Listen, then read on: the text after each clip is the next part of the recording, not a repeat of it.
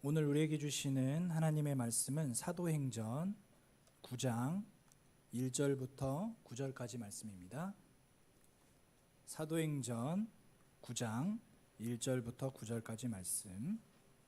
신약 성경은 201페이지에 있습니다. 사도행전 9장 1절부터 9절까지 말씀. 교독해서 읽으실 텐데요. 제가 1절 말씀을 먼저 읽고 성도님들이 2절 말씀 읽고 이렇게 해서 교독하도록 하겠습니다. 사울이 주의 제자들에 대하여 여전히 위협과 살기가 등등하여 대제사장에게 가서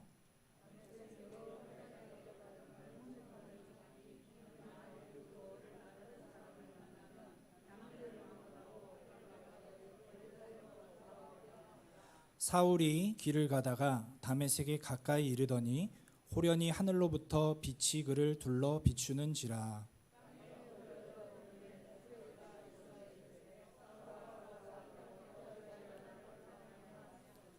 대답하되 주여 누구시니이까? 이르시되 나는 네가 박해하는 예수라.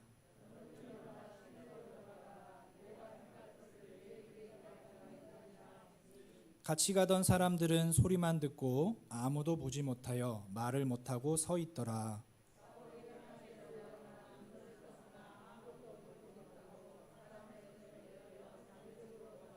함께 봉독하시겠습니다. 사흘 동안 보지 못하고 먹지도 마시지도 아니하니라.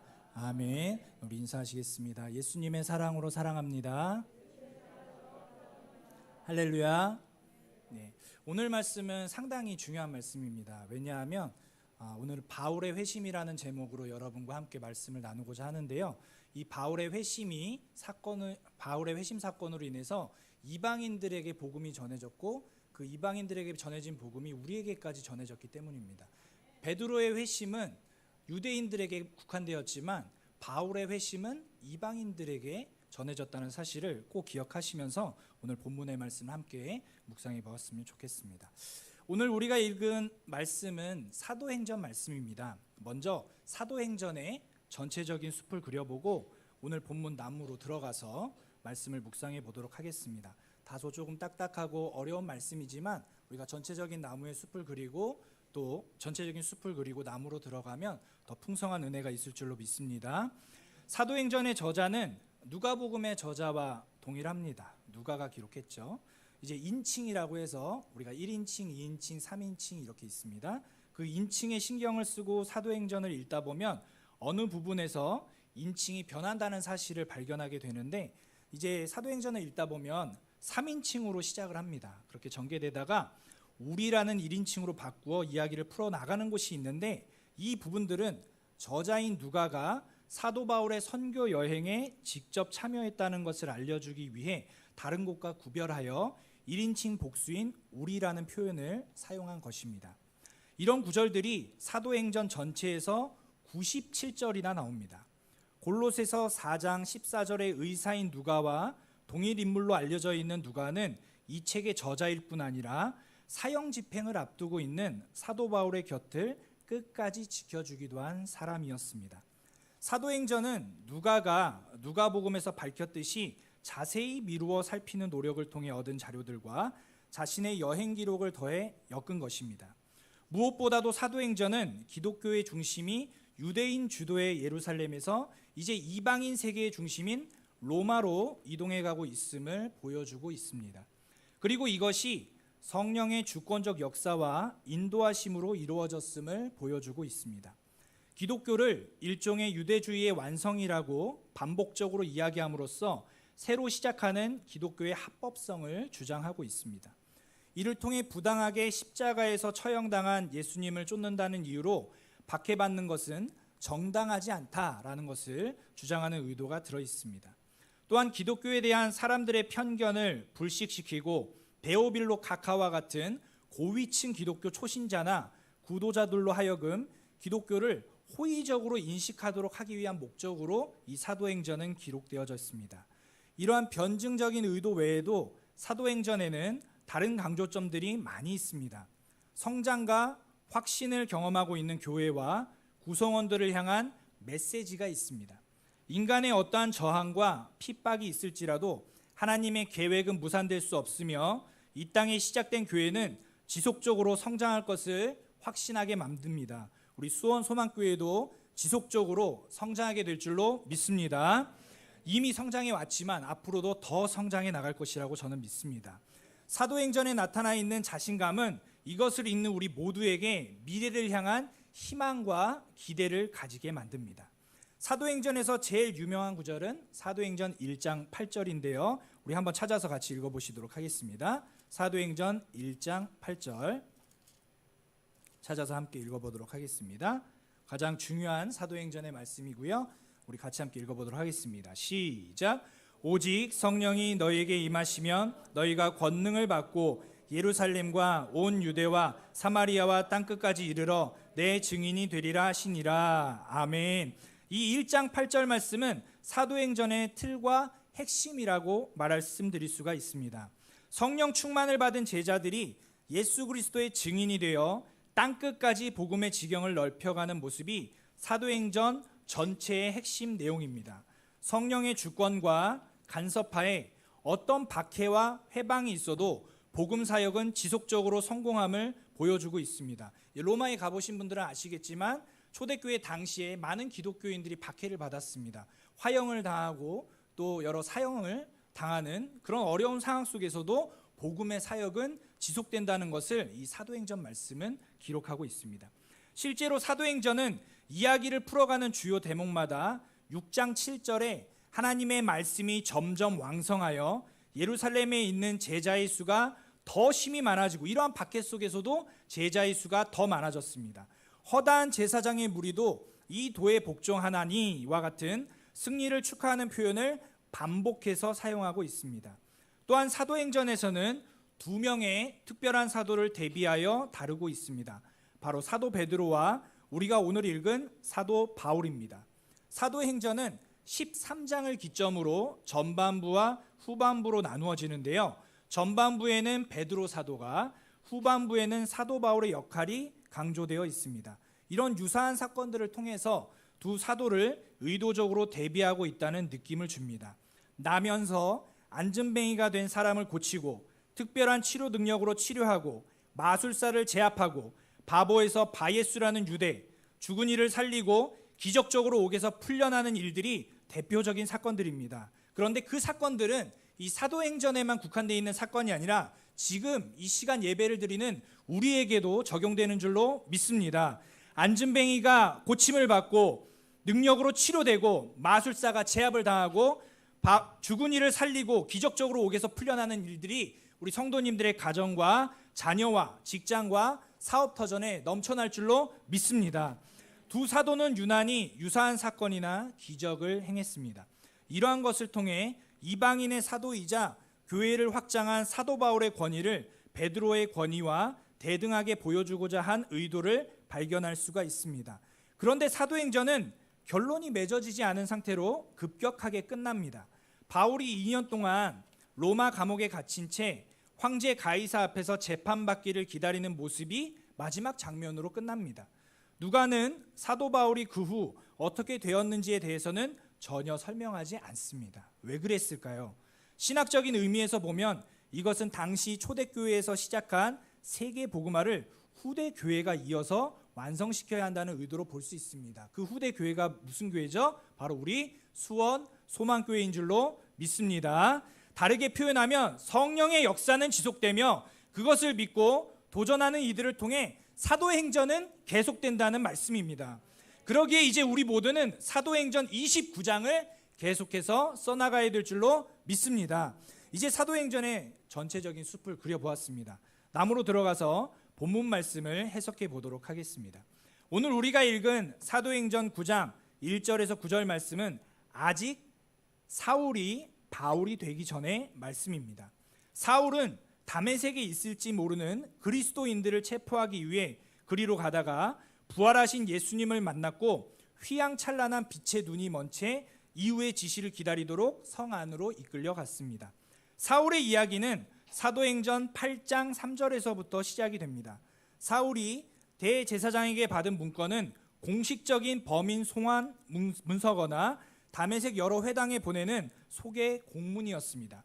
기독교가 어떻게 다메섹에 전파됐는지는 알려져 있지 않지만 오순절에 회심한 이들이나 스데반의 순교 이후 흩어진 이들을 통해 전파되었을 것입니다. 여기서 9장 3절에 나오는 다메섹은 이제 예루살렘으로부터 북동쪽으로 217km 떨어져 있었고 도보로 6일이 걸리는 거리였습니다.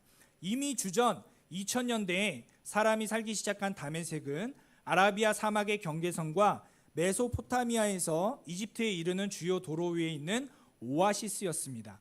나바테아 왕 아레다 4세는 다메섹에 한 행정장관을 두었습니다. 오늘날의 다메섹은 고대 유적 위에 서 있지만 아직도 동편문과 역사적인 아치가 있는 동쪽에서 서쪽으로 뻗은 직가다라는 곳의 거리를 볼 수가 있습니다. 또한 고대 극장과 유피테르 신전의 동심원을 이루는 뜰도 볼 수가 있는데요.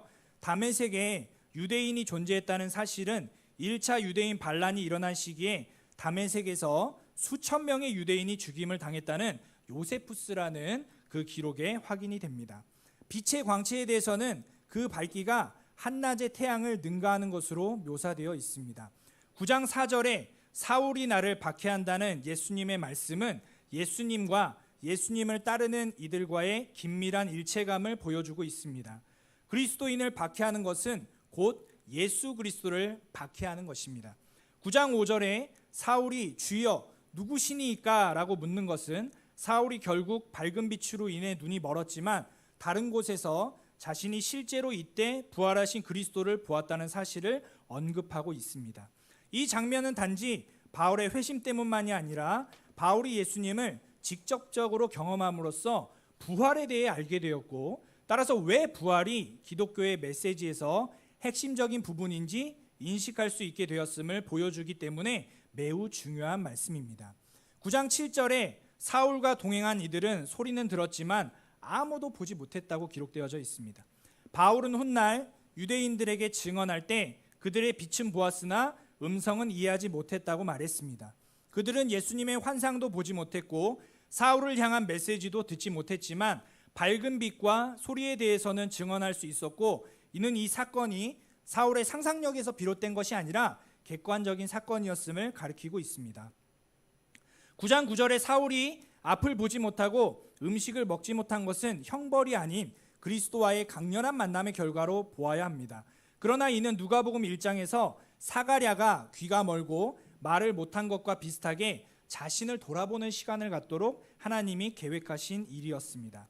이 바울의 회심 사건은 여러분 사울이 예수 그리스도의 도를 따르는 사람들을 체포하기 위해 다메섹으로 올라갈 때 예수님이 바울에게 나타나신 사건입니다. 이후에 사도행전 9장 10절에서 19절에 사울과 누가 나오죠?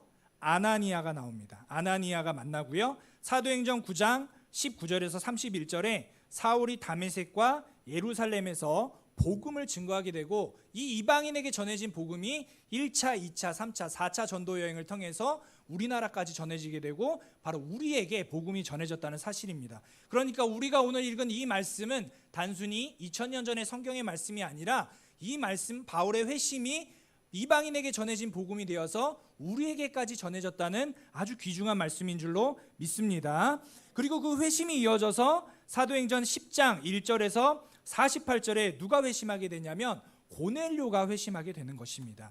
바울의 회심 사건은 엄청난 사건이었습니다.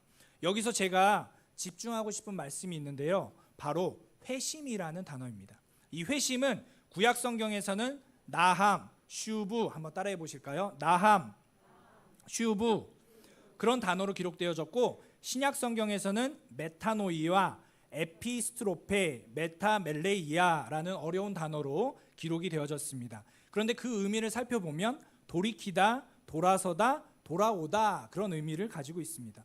그렇다면 성경에서 말하는 회심은 어떤 것이 있을까요? 바로 네 가지로 나누어지는데 첫 번째로 민족적인 회심입니다. 모든 민족들이 회심하는 사건입니다.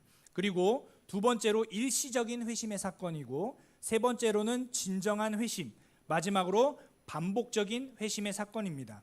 회심은 구원 과정의 일부라고 볼 수가 있습니다. 회심의 요소를 보면 첫 번째로 지성적 요소, 두 번째로 정서적 요소, 세 번째로 의지적 요소가 포함됩니다. 그런데 여기서 가장 중요한 점이 있습니다. 바로 이 회심의 조성자가 하나님이시라는 사실입니다. 바울의 회심도 하나님께서 회심하게 하신 줄로 믿습니다. 우리가 자칫 성경을 읽을 때 바울이 회심했구나, 바울이 어떤 의도를 가지고 회심했구나 라고 읽을 수 있습니다. 그러나 이 회심도 하나님께서 주관해 주셨다는 사실입니다. 성경의 주인공이자 성경의 역사, 성경의 모든 기록을 하신 분은 바로 하나님이십니다. 하나님만이 회심의 주체이십니다. 이는 명백한 성경의 가르침입니다. 시편 85편 4절에서 시인은 우리 구원의 하나님이여 우리가 돌이키소서라고 기도하고, 예레미야 31장 18절에서 에브라임 이름은 나를 돌이키소서 그리하시면 내가 돌아오겠나이다 라고 기도합니다. 또한 예레미야 애가 5장 21절에서도 회심의 기도가 발견됩니다. 사도행전 11장 18절에서 베드로는 하나님께서 이방인들에게 생명을 얻는 회개를 주셨다는 사실에 주목하고 있습니다. 그 외에도 디모데후서 2장 25절, 시편 19편 7절, 로마서 3장 20절을 보시면 일반적으로 하나님은 율법에 의해 회개를 일으키시고, 로마서 10장 17절 말씀과 같이 복음에 의해 신앙을 일으키시는 분이신 줄로 믿습니다. 자, 그렇다면 복음이 무엇일까요? 한번 따라해 보겠습니다. 복음은 예수 그리스도의 십자가의 승리입니다. 할렐루야. 율법은 복음의 제시를 포함하고, 복음은 율법을 확증하고 율법을 공포합니다. 하지만 하나님은 회심에 있어서 직접적 초자연적인 방식으로 역사하시기도 하십니다. 그런데 우리가 한 가지 기억해야 될 사실이 있습니다. 바로 회심은 인간이 협력해야 된다는 사실입니다. 하나님께서 회심의 조성자이시지만 인간이 협력해야 된다는 사실을 강조하고 있습니다. 신학자 중에 아브라함 카이퍼라는 박사가 있습니다. 그는 구약 성경에서 슈브가 74회나 인간의 행동을 나타내는 데 사용되고, 하나님의 은혜로운 행위로서 회심을 나타내는 경우는 15회에 불과하다라고 말하고 있습니다. 신약 성경에서도 회심을 인간의 행위로 나타낸 경우가 26회이며 하나님의 행위로 언급한 경우는 거의 없다는 사실에 주목하게 됩니다. 하지만 이러한 인간의 행위는 인간 안에서 선행된 하나님의 사역에서 유래한다는 사실을 기억해야 하겠습니다. 인간이 회심에서 능동적이라는 사실은 이사야 55장 7절, 예레미야 18장 11절, 에스겔 18장 23절, 사도행전 2장 38절에서 명백하게 나타나 있습니다. 따라서 회심은 반드시 필요한 사건인 줄로 믿습니다. 성경은 절대적인 용어로 중생의 필요성에 대해 언급하고 있습니다. 회심에 있어서도 마찬가지입니다. 성경은 사람이 거듭나지 아니하면 하나님의 나라를 볼 수 없느니라고 요한복음 3장 3절 말씀에서 기록하고 있습니다. 성경에서 하나님의 복을 향유하도록 회심으로의 부르심을 기록하고 있는 구절들이 존재하고 있습니다. 바로 에스겔 33장 11절, 이사야 55장 7절 말씀입니다. 이 구절들은 여기서 언급하거나 선포하는 대상자들의 경우에 있어서 회심이 반드시 필요하다는 것을 말씀해 주고 있습니다.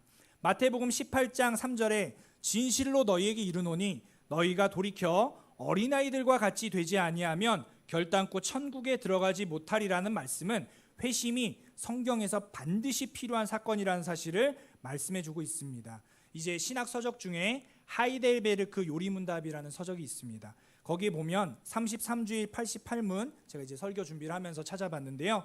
88문에 이렇게 나와 있습니다. 사람의 진정한 회개는 무엇입니까? 라고 질문하고 있습니다. 이에 대한 대답은 옛 사람이 죽고 새 사람으로 사는 것입니다 라고 대답하고 있습니다. 또한 89문에서 그렇다면 옛 사람이 죽는다는 것은 무엇입니까? 라고 묻습니다. 이에 대해 하나님을 진노케 한 우리의 죄를 마음으로 슬퍼하고 더욱더 미워하고 피하는 것입니다 라고 그렇게 답하고 있습니다.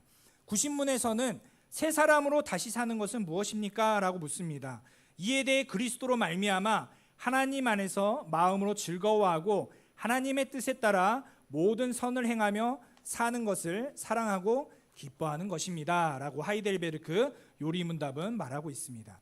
진정한 회심은 그리스도와 연합하는 것인 줄로 믿습니다. 88문에서 진정한 회개에 대해 옛 사람이 죽고 새 사람으로 사는 것이라고 고백합니다. 이 부분의 증거 본문 말씀은 로마서 6장 말씀입니다. 로마서 6장에서 그리스도에 대하여 중요하게 가르치는 내용은 무엇일까요? 그것은 그리스도께서 죄에 대하여 단번에 죽으셨고 하나님에 대하여 사셨다는 것입니다. 이것이 그리스도에 대하여 알아야 할 중요한 내용입니다.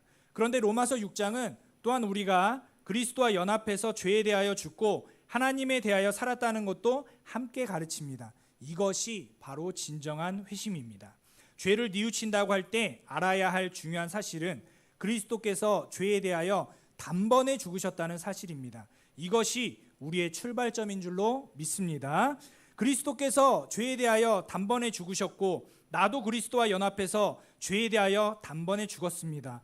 이것을 알고 그리스도와 연합해야 되는 것이 진정한 회심입니다. 그리스도를 빼놓고 내가 왜 이 잘못을 또 했을까? 이러한 자책감에만 사로잡혀 있는 것은 진정한 회심이 아닙니다. 에베소서 4장이나 골로새서 3장에 있는 표현으로 말씀드리면 진정한 회심이란 옛 사람이 죽고 새 사람으로 살아나는 것입니다. 그리스도께서는 죄에 대하여 죽고 무덤에 묻히셨을 뿐만 아니라 부활하셨고 하늘에 오르신 분이신 줄로 믿습니다. 그리스도께서 죄에 대하여 죽고 하나님에 대하여 살아나셨으므로 그리스도와 연합해서 죄에 대하여 죽은 사람도 반드시 살아나는 줄로 믿습니다. 그리스도께서 무덤에 계속 있을 수 없으셨던 것처럼 옛 사람이 죽기만 하고 새 사람으로 살지 못하는 일은 없습니다. 또 신학 서적 중에 웨스트민스터 신학 고백서라는 책이 있습니다. 거기에 보면 믿음과 회심은 삶을 통하여 계속 병행되어야 된다라고 말합니다. 그러면서 회심은 죄로 인한 참된 애통과 죄에 대한 단념이며 죄를 멀리하고 그리스도께 순종하며 행하겠다는 신실한 헌신이다라고 정의하고 있습니다. 이러한 정의는 회심이 어느 특정한 시간에 일어나거나 어떤 생활 양식에서 일상적인 변화를 의미하는 것이 아니라는 사실을 강조하고 있습니다.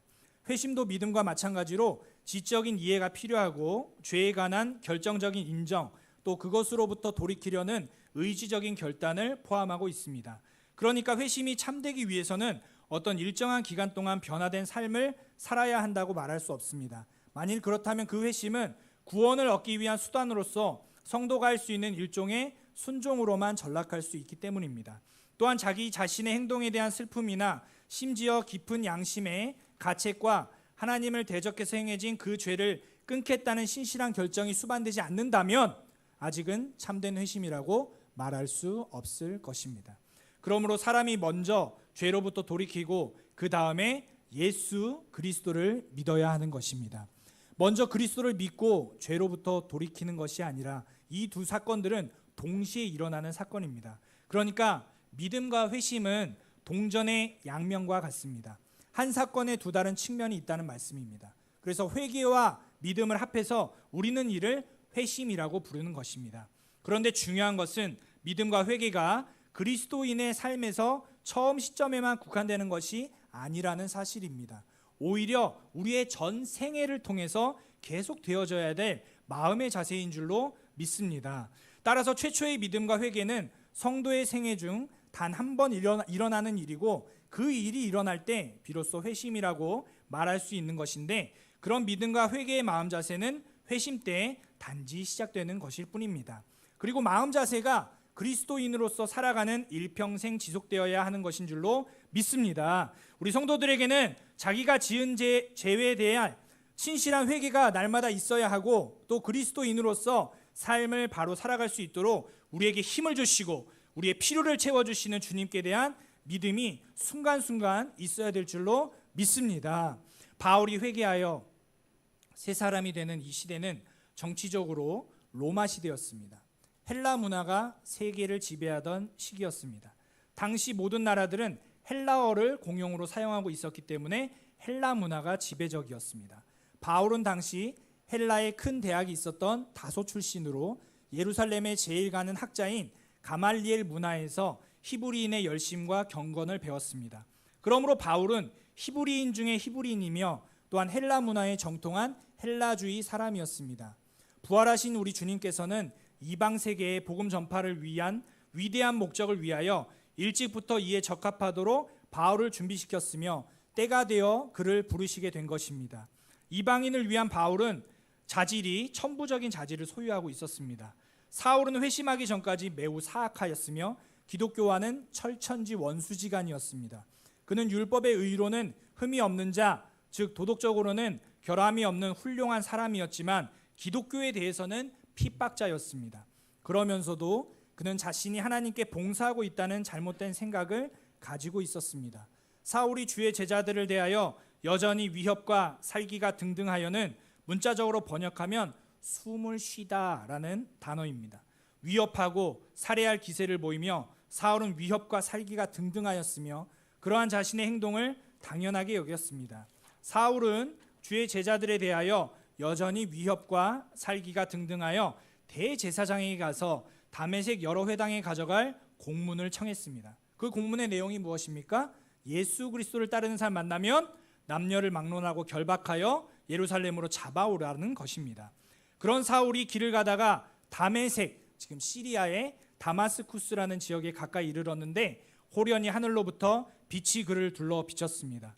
그리고 땅에 엎드려져 소리를 듣게 됩니다. 사울아, 사울아, 내가 어찌하여 나를 박해하느냐? 사울이 대답합니다. 주여, 누구시나이까? 주님이 대답하십니다. 나는 내가 박해하는 예수다. 너는 일어나 시내로 들어가라.